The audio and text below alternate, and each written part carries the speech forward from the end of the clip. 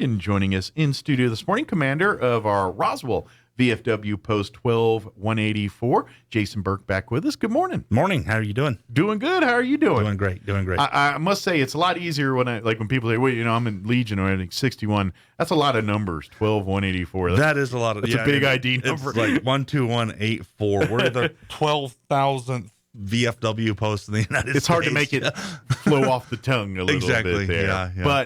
But the great news is it's here in Roswell. I know for folks that have been long-time residents or call Roswell home, VFW here locally took a hiatus, but a couple, about 2 years ago? 3 years ago, 3 years ago. About 3 years ago, the Post has gotten resurgent and got back together, much thanks to yourself and some other people here.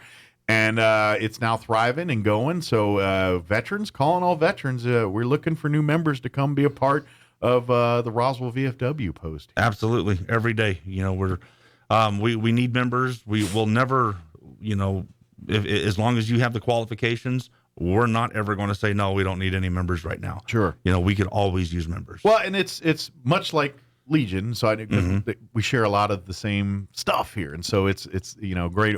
The only real difference is I think one's organized by Congress and one isn't. That's pretty much the only difference. They share a lot of the same passions, the same looking out for the community and looking out for veterans. We've got the same mission. Yeah, and obviously we partner a lot here, November and all that. But what I love about it is yes, it's a service organization, but it's as much a service organization for veterans as is for the communities. Because yes, VFW is a support system for veterans, a place to if you need to connect with anything VA related stuff. VFW's always been that source for veterans. Absolutely. And things like that. But veterans also are people that like to help. Hence, most reason why most of them ended up at some point in service. First they didn't qualify for college, so they said I'll join, and then they turned out this is their life and their calling. So yes, sir. But so a lot of it is when they're not taking care of their own, it's helping the community, service in the community, helping families in need in our community, helping children in need in our community. That's something that's passionate to the VFW's heart, is saying, hey, when we're making sure the veterans get everything they need, we want to make sure the community's taken care of too. Absolutely. And so it's kind of that role of the veteran in our community. After once your service is done, you're still a servant to the community in many ways, shapes, or forms. And VFW is kind of that conduit to help veterans do that, but also help the community too. Yeah, most definitely. We're by nature we're mission driven people. And we no longer wear combat boots. We no longer carry a rifle. We're no longer deployable. Right. They take one look at me and they wouldn't. Although, deploy me. If they needed to, most of them would be like, "Yeah, I'll put me back on the exactly. Put me on the C5. I'll go." Yes, sir. So we're mission driven, and a lot of veterans, they get out of the military, and if you're like me, it's kind of like, well, what now? Yeah. I need a mission. I need, and it's not just working 40 hours a week, coming home, paying the bills. Sure. There's a lot more to it than that. A sense of purpose. A sense of purpose, exactly. Yeah. And with the VFW, a lot of us, that's where we find our purpose. Mm-hmm. We have missions, we have food drives, we have, all kinds of things that we do for the community. Absolutely. Like you said, and for each other, of course. But, and that's it's like helping each other through service. That's kind of like the VFW, because let's face it, many veterans, they deal with a lot of post-traumatic stuff. Yes, sir. Some a lot, some a little, somewhere in between. But part of that dealing with it is the service side and doing some of those things. Because if for some of these veterans, if you're idle, that's when the thoughts come in. That's when the negative things happen. And so for them, it's an opportunity to not let idle hands do the devil's work here and say, you know what? Rather than me sitting by myself here stewing, let's go and see if I can make an impact on someone else's life, or let's get our veterans together and let's see if we can do some mental health for ourselves. Absolutely. Here. Absolutely. That's what it's all about. And so that's what VFW. So if you're a veteran and you feel a little on an island out here, VFW might be that option for you to kind of bring you back in a little bit and get you back into feeling like you're part of life again. You know what I mean? Yeah, a lot of our members, a lot of the members at the Post have expressed that to me. We've expressed that to each other. And we're not licensed therapists. We're not psychologists or anything like that. But like you said, the PTSD and Sure. and the needing a purpose, something to do. We're not therapists. We can't, I can't diagnose anybody. Nobody's going to diagnose me. But it's just that bond. Yeah. It's the camaraderie. When people have chewed the same dirt you have, and you kind of look and think things from the same perspective, it certainly makes those things a lot easier. It's like, yeah, life stinks, but you get it like I get it. And so there's compassion and camaraderie there that it's like, and that's, and in a nutshell, any veteran you talk to, I don't care what service they're in, how long they served, there's always that mindset that, yeah, this sucks, but we're doing it together and it sucks. Embrace the Therefore, suck. we'll get through it. So I don't care where you served, how long you served. You always have one of those moments in your service where you go through that, whether it's something simple like cleaning up a pile of trash or something. Sweeping the motor pool. Yeah. Or something more, life and death type things. But either way, that's how the military runs. It is that we train you for the worst possible scenario so you can keep a cool head in that thing. And sometimes life after that doesn't translate well for folks. And that's where VFW can help and things like that. That's where you can't think this way as a civilian now that you did in the military, but let's work together on how we can cope and find other avenues to kind of get what you need without, being a problem to others in society and things. And that's, you said, think like a civilian now, or you hit the nail on the head. Yeah. And being in the VFW, we're not military, but we are paramilitary. Right. We have a uniform. This isn't it, but we do have a uniform, and there's certain guidelines to it, but it's not as strict as military. And so it's very difficult to get out of the military, and you just can't. You're not going to turn off that military mindset. That life's ingrained into you. Yeah. It's ingrained, and you're not going to turn off the military mindset. So that's another thing, for me personally, being a member of the VFW has allowed me to take that military mindset and actually continue to use it. Just to give people a case in point weird example, I'm going to guess, just, I don't know a whole lot about Jason's background and everything, but I do know that, being a veteran, I'm willing to guess you probably very rarely walk around town with anything in your right hand. Very seldom. It's always in the left. If you have stuff, it's in the left. I'm not saluting anybody. Because military people are ingrained to keep that free in case you're saluting. And I'm almost 50. I haven't been in the service in almost 30 years. And to this day, I still, if I have something in my right hand, I subconsciously throw it to my left. Always in the left hand. It's just because of that military training. When I start walking, I start off with my left foot. Left foot forward. I start off with my left foot. Yeah. I walk with my my fingers curled and my thumbs. Yeah, in that position of attention. I'm walking in the position of attention, and it just.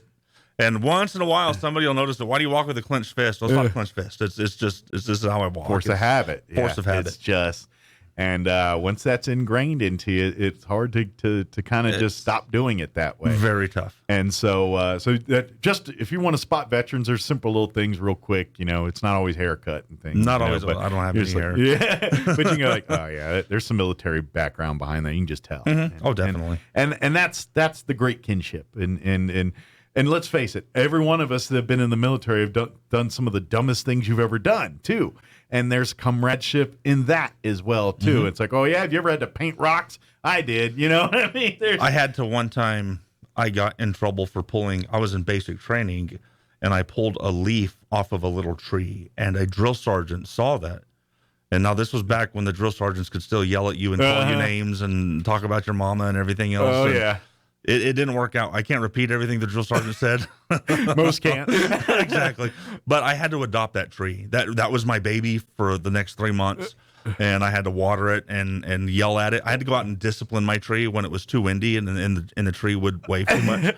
Yeah, that was my tree. Isn't that funny, though? It was hilarious. Like I think I told this story on the radio, but when I was in basic, we had a guy that liked to sing. He'd just be walking and he'd sing. And of course, the drill instructor would catch him and, it would not be good. And so after several of those incidents, he literally took that guy, put him in a wall locker that had, how they have those little vents at the top and literally made the guy hang out there all afternoon. And every once in a while, he'd go and throw a quarter in one of those slots and make the guy sing a song. You turned him into a jukebox. Yeah, and so that's just one of the family-friendly ones. There's a whole thing he did for your security key. In Air Force, they at least back in the 90s, you had a security drawer where you keep your valuables, but it's always at the bottom of your locker display. And there's a padlock that's on there, and the key to the padlock is on a chain around your neck. Yes, sir. That chain around your neck does not come off your neck. Never. Yep. Not even to open said lock. So you got to bend down to pick it up. But whenever you're not using the lock directly or the key, you're supposed to tuck it in your shirt. And if you don't tuck it in, you're considered out of uniform. Unauthorized repelling. Yeah. So every time there's a person caught with their key hanging out over their shirt, they get yelled at. But there was one guy that getting caught all the time, and for like 2 hours, and I can't repeat what he said, but he made the guy walk around basically holding his key up kind of like a noose, saying, "Suicide is not for me, blank, blank is the key." And then he had to go tell all the different recruits and everybody that was in the earshot about this statement. But that's exactly what you're talking about. The same kind of that military. Yeah, I don't think they do all that anymore in the military. I don't think they do. I remember one guy having to duck walk. This was right at the beginning of basic training. Yeah. And duck walks. Oh yeah. Miserable on the thighs. One guy had to duck walk and cry real loud around a movie, the inside perimeter of a movie theater. And he had to cry because as he was doing jumping jacks, he was getting smoked. Okay. He started whimpering, and the drill sergeant made him do duck walks. And this poor lady was up there trying to talk about all of our, all of our military benefits and stuff. And he's walking around with his heads on his hand doing the duck walk. It's hard to take the room seriously. Real loud. Yeah, I'm sure no one was. Then of course I started laughing, and that did not work out. Oh yeah, that did not work. That's the hardest part in basic, and all that time is not laughing at some of the stuff. That was my biggest. You get more in trouble if you get caught laughing because, let's face it, instructors, TIs, DIs, whatever you call them, they're funny people. But they are stone cold too. They are. Yeah. Oh yeah. I'd never forget the snake pit. That was our big when you go to the chow hall. Oh man. And of course, there's a whole thing. Procedures of going in and out of the chow hall and how you navigate. You just don't walk in and eat. Absolutely not. But anyway, there was always a table of drill instructors that would sit, and you'd have, no matter where you're at in the cafeteria, you're going to have to pass this table to eat. And depending on the moods of the instructors at the time eating the meal, some days you just sneak on through and go eat and about your day. But every once in a while, you go through there, one of them had Airman, come here. Yep. I got in trouble for talking. I was at Fort Knox, Kentucky. That's where I did basic training. That's where the U.S. Armored, that's where all your tankers and Cav Scouts went to Fort Knox. Okay. Somewhere else different now, I don't know. But we had Marines there as well. And I was in the chow hall, and a Marine was sitting across from me, and this Marine were just eating as quickly as we could. Yeah. And the Marine looked up at me, and then I looked up at the Marine, like, why is this Marine staring at me? And the Marine, he was going through AIT. Okay. And he asked me a question. He said, "Hey, I'm taking this test tomorrow. It's the TCGST, Tank Crew Gunnery Evaluation Test. I can't remember what TCGST stands for." But he asked me a question, and so I looked, and I was like, okay, nobody's looking. I can tell this guy because I just learned it. Right. And I hear, "Come here, face." Face is what Drill Sergeant Graham called everybody. And if he called you face, so I'm like, oh, you're not worthy of knowing your name yet. That's why he called you. Exactly. Face. Your face. You don't have a name. You're just face. Yeah. Come here, face. Bring your little jarhead buddy with you. Oh, no. So me and my little jarhead buddy, we're just out there. We're talking to the drill sergeant, and he's asking us what's going on. And Drill Sergeant Graham dressed me down. Then here comes this Marine drill instructor. He dresses his soldier down, his Marine down. Well, the drill sergeant and the drill instructor from the Marine Corps, they wanted to have a contest to see which one could make our lives the most miserable. Oh, man. They were trying to one-up each other. They were trying to one-up each other, using us as the rope of this tug-of-war game that they were now playing. Man. Yeah. And it was 3 nights of just the most hell I've ever been through in my life. Oh, my God. Not good at all. I've never thrown up so much in my life. I'll put it to you that way. Yeah. Not fun. But there's basic, and we all have those stories. That was basic training. It is. And of course, it's a different world now. But, Totally different world, it is, unfortunately. I don't but even think they let you have irons anymore. But I don't know. but anyway, but if you're looking for something here to be part of and want to, that's what this VFW post is all about here. Tell folks when you meet and talk a little bit about, all that, the kind of joining and becoming and what the requirements are to become a VFW. Okay. So we meet the last Thursday of every month. Okay. At 7 p.m. at Grace Community Church. Okay. So you got one coming up, is it next Thursday? We've got one coming up. I think it's next I'm going to Thursday. say next Thursday, I'm wanting to say. Let's see here. What is this month? think- September still? Yeah, I think it's next Thursday's the last Thursday. It'll be the 29th. Okay. Which is 2 weeks? Let's see, today's the 19th. So 10 days. 10 days. Okay. 10 days. Like I said, 7 p.m., Grace Community Church, the last Thursday of every month. Good deal. That's when we meet. And you don't have to call. You don't have to make an appointment. Just show up. Yeah. We're always looking for members. Mm-hmm. If you want to do an annual membership, it's $45 a year. Okay. If you want to do a life membership, I don't know the exact, because the due for life membership is based on age. The younger you are, the more expensive it's going to be. Sure. I did Ideally, mine when you're I was gonna like be long. 26 years old or something like that. So they got you good. It cost me a ton of money. Yeah. Basically, though, the membership qualifications, okay, an honorable or a general discharge, or you could currently still be serving. So you don't have really? to be out of. I didn't know you could be active and still serve. You could still be active. Okay. I've got one fellow. I've got one gentleman. I'm trying to get him to join. His wife's a member. I'm trying to get him to join. He's still active out at the National Guard unit. Okay. And as far as I know, I think his wife maybe as well. Oh, okay. So you can still be serving. You can still be in the military as long as you got a combat patch. Okay. Okay. Service in a war, a campaign, or an expedition on foreign soils or hostile waters. Okay. For your Iraqi freedom guys, it's our Global War on Terrorism Expeditionary Medal, Vietnam Service Medal. Okay. Those things as well. That's a qualification. And I know with some of those, if you pretty much served in the military during certain windows, you automatically qualify for some of those. Absolutely. Depending on your dates of service Yes. and things like that. Like for Navy guys, I've talked to a few guys who were in the Navy, and they got injured. They were at Pearl Harbor or San Diego or wherever. They got injured, and so they couldn't go out on sea duty, but their boat entered hostile waters. Gotcha. They're still eligible. Gotcha. They weren't physically on the boat at the time, but they were assigned to that boat. That's their boat. Sure. They're still eligible. That's where they serve. Exactly. Yeah. Okay. And also service in South Korea for, not just during the Korean War, but even now. Because technically that war's never ended. Exactly. So any person that goes It's still just a over to ceasefire. Korea to serve in a year remote, they're serving in a war zone. Well, technically. 30 consecutive days or 60 non-consecutive days in South Korea, you're eligible to join the VFW. I know typically it's usually a 1 year tour when they send, at least in the Air Force. I don't know about the other. It's usually, Army's usually 1 year. Yeah. I know a few guys who miserably did 2 years. I never went, thank goodness. I think generally if the only time they would let family go was if they did 2+, but that was kind of rare that they let a family go. Yeah, and it's usually soldier sponsored. Yeah. You have to pay your rent, housing, everything. It's on you. Yeah.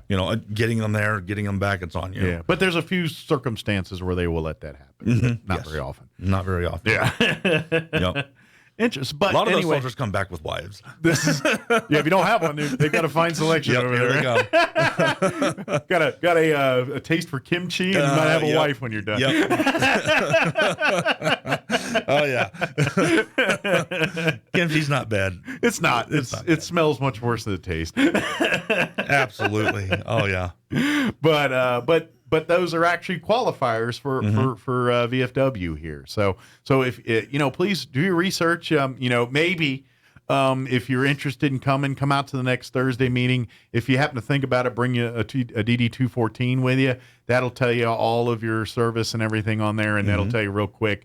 I mean, if you're not sure, Jason or any of the folks there can look at that DD 214 real quick, and yep, you qualify. And a lot of people, a lot of folks who have been out for any extended amount of time, a lot of them don't. They've lost their DD-214. Shame on you, by the way, if you've ever lost your DD-214. I remember when I ever do that. When I separated, they were telling me like, whatever you do, yes, I don't care if you do anything else, do not lose Yeah. this copy of this DD-214. they told us this is the most important piece of paper you'll ever own in your life. And Because they don't really keep it. I don't know about now, but they didn't keep files of those or anything. So you can keep them down at the county courthouse. Yeah, now you can register them as a public record, which they recommend you do. But if you lose it, you just can't make a phone call and get it again. There's a lot more paperwork involved. It's a pain. So if you don't have a DD-214, get with me. I can start that process. I can start you the process. I can get you the paperwork of getting you your DD-214. Also, too, if you don't have a DD-214, if you have a certificate, anytime in the Army, anytime you got a medal, like an Army Achievement Medal, you got a certificate some that came paperwork with it. to go with it. Yeah, if you've got a certificate that says, this is your combat action medal, your combat action badge, your campaign medal, whatever, that works as well. Or now I don't know anybody who has any one of these, but an LES, Okay. a leave and earning statement. Yeah. If you have a leave and earning statement that shows hazard fire, hostile fire pay, or imminent Some danger people pay, collect everything though. Some people do. They might have a stack of those sitting somewhere. That works as well. Yeah. So yeah, it doesn't specifically have to be a DD-214. But we know what it looks like when you get a check from serving in a war zone. Exactly. Yeah, I got this LES. I lost my DD-214, but I still have this LES. Yeah. Okay. Well, and to be honest, when we were in the military, that was the incentive to be deployed. I know as young single GIs. Mm-hmm. If you're not married and attached, and they're like, "Hey, we're going to send a bunch of people to Kuwait," you're like, "Dude, tax free for how many months now? For a year? I'm gonna make some bank. I'm going. Oh yeah, and you got nothing to spend it on because there's literally nothing to do while you're there except work and hang out and tell stories." When I was in Iraq, I bought cigarettes and chicken. I bought a lot of. I never ate so much chicken in my life. Yeah, but you used to get cartons of cigarettes for like $6. $5. Yeah, they were like called like nice pins or something like that. Weird little names, but hey, you know what? They were $5 a carton. And then if you had things like jeans, the TCIs would love to. If you had a pair of Levi's jeans, man, they'd pay top dollar for those things. Oh yes, absolutely. Another story for another day. But come out to the next meeting. Come out next Thursday to the next meeting. Come meet some of the veterans and everybody that serve there. And if you're looking for some camaraderie, some people that kind of probably look and think and feel a lot like you do sometimes, come on out to the VFW. You'll find that you'll probably find a lot of comradeship there, and then learn about all the different ways to serve, to be a part. Just come. It really.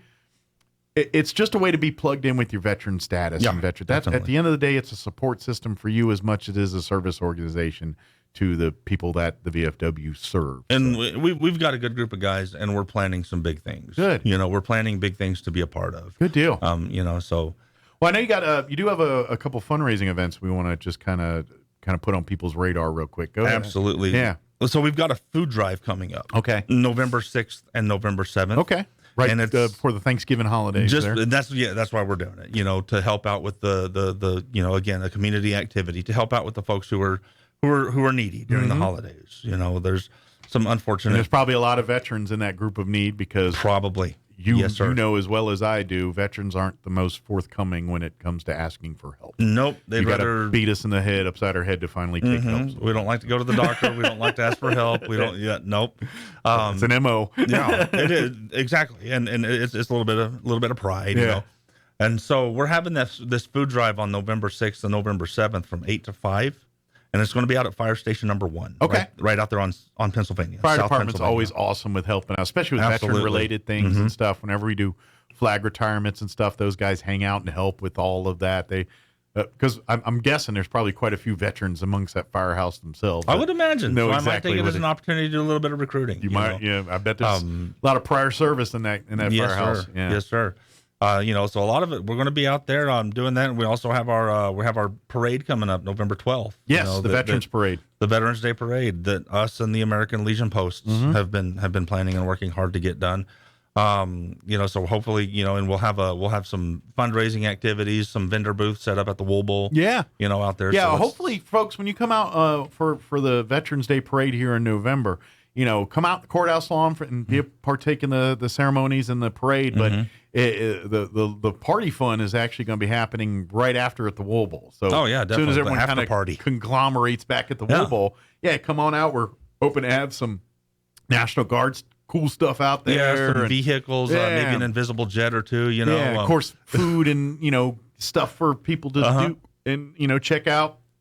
If you're a nonprofit or a organization that wants to set up shop out there, reach out. We'd love to have you. Yeah, definitely. It's as much a celebration. I mean, the beginning when we get the speeches and all that, it gets a little, dry and ire here. But once we get down there, it's just us, vets being vets. And we're going to have a booth set up out there. We're going to be doing a poppy drive, doing some recruiting, doing some fundraising. I'm going to have some T-shirts to sell, and good deal. And so it'll be a lot of fun. Yeah, come be a part. Come out next Thursday to the VFW meeting. Again, what time does that start at Grace Community Church? Grace Community Church at 7 p.m. 7 p.m. Last Thursday of every month. Yeah, and so it just so happens to be next Thursday here. So now November, December, the last Thursdays, is going to fall on might be holidays. Christmas. That is going to change. Okay. And so my phone number is 575-910-1860. Okay. So please give me a call, shoot me a text. And anytime. I know you guys do have a VFW 12184 Facebook page as well, too. We do have a Facebook page. We also have a LinkedIn page. Okay, so if you prefer to do communications that way, shoot a message through either one of those. Yep. And Jason or someone will get back to you pretty quick. Yeah, I've got a guy who runs our Facebook page, and he's on it. And he's if you don't remember 12184, because I know that just doesn't roll off the tongue. 12184. Yeah, just if you put VFW Roswell, New Mexico, something like that, it'll pop right up in the search there. Yes, sir. For Facebook, or I'm sure LinkedIn as well. I think Google. Yeah, Google now. I set that up. I wasn't too sure how it was working, but obviously it works. I got a phone call a few days ago from a Proof's guy in that pudding, right? Yeah, coming from El Paso. I need a place to watch football games. Like, we don't have that yet, but But so you can Google Roswell, New Mexico, VFW. That's always part of it too. And that I'm not going to lie, just being an American Legion post that doesn't have a bar, it's sure a lot harder to recruit when you don't have one, because that's like that's part of the veteran camaraderie is sitting around having a beer and swapping stories. That's just part of the fun. But the way I see it, the bar, the canteen and all that. That's the cake. Yeah. Okay. And everybody wants to. You got to eat the meat first. Everybody wants to eat the cake. Yeah. But you got to help me bake it. That's right. We're in the process of baking that cake. So come on out and help us. We're collecting the eggs and the flour and the sugar right now. Come help us get that. And then we'll start putting it together. But Definitely. but that's what I said. It takes more people. So if you're a veteran out there and you're really looking to get involved and to have some fun and to meet some people that probably share a lot of the same kind of passions that you do, come out next Thursday. Come be a part of it. Come hear what is going on there, and who knows? You might just found your new passion. And because definitely. That's something. It's a lifestyle as much as it is. You put in as much as you put out, just like anything else you do. Absolutely. But it legit could be where you've got new circles of friends, a new support system for you and your family. So. And and huge kudos to the community. Roswell is very veteran friendly, and I know that there's a lot of there's businesses, there's people here in Roswell. If not for them, we would not. When we first started off, we were like stray dogs looking for a place to take a nap. Sure. Can we have a meeting here? Can we use your building for a meeting? Yeah. Grace Community Church, they've let us use their rooms now. They're a great church. Oh, they're amazing. They do a lot of great work, not only just at the church, but for the community as well. Definitely. Their Celebrate Recovery program, they're home to all of that too, which is, again, a separate program, but Grace Community Church says, "Come, we'll let our home be your home," and that's what they do. They let us use their room to meet. There's businesses out there that have been very kind to us, and if not for those places, we wouldn't be where we are today. Yeah. But we still have a long ways to go. Sure. We need more of them, but thank you to all the ones that have been stepping up and keeping everything afloat. So definitely. Absolutely. Well, good deal. Well, as always, appreciate the visit, Jason. We'll see you next month here. Yes, thank you. And by that time, we're going to be hot and heavy into Veterans Parade and Halloween and all kinds of stuff going on. Yes, what is it, September? So, October. And it'll be pretty busy right around that time. It's going to get going. But I believe, by the way, for folks that are interested, the next Veterans Parade meeting is tomorrow. It's going to be tomorrow. And it'll be here, I believe, at the at this office we're standing in right now. I think actually. so. The I JP think so. White building. I want to say 6 o'clock. Yeah, I want to say you're right too. My wife is on that committee, but she's been a little busy. So, but I think everything's back tomorrow. I think so. Yeah. Good deal. Well, Jason, appreciate the visit. Thanks, Mike. Appreciate you. We'll see you next time, and thank you for your service. And thank you. Tell everyone at the VFW Post as well. We thank them for their service, and God bless each and every one of them. Absolutely. Thank you, sir. Awesome. Appreciate Thank the you. time. It is.